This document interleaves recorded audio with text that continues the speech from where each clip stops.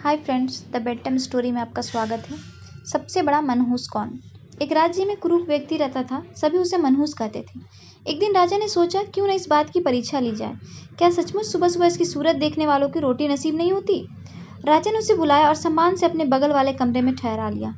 उस दिन इसकी खूब खातिर की गई। दूसरे दिन राजा सोकर उठा तो सबसे पहले उस मनहूस को कमरे में जाकर उसका चेहरा देखा। संयोग से उस दिन राजा कामकाज में इस प्रकार उलझा कि उसे दिन दोपहर तक खाना खाने का वक्त नहीं मिला। दोपहर उसे फुर्सत मिली तो वह खाना खाने बैठा, मगर अभी उसने रोटी का पहला कौर तोड़ा ही था कि उसे खबर मिली कि महारानी सीढ़ियों से गिर गई है।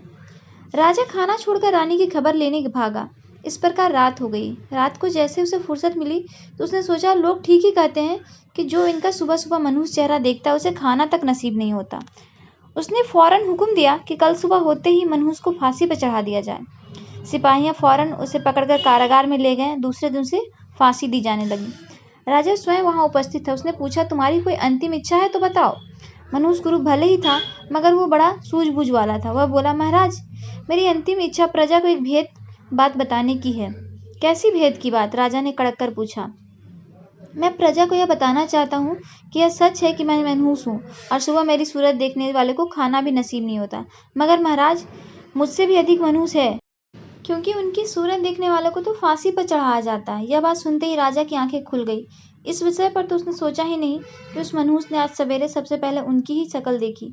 उसने उसे फौरन रिहा करवा दिया और कहा, यह बात किसी को मत बताना, इसलिए कोई भी निर्णय खूब सोच समझ कर लेना चाहिए।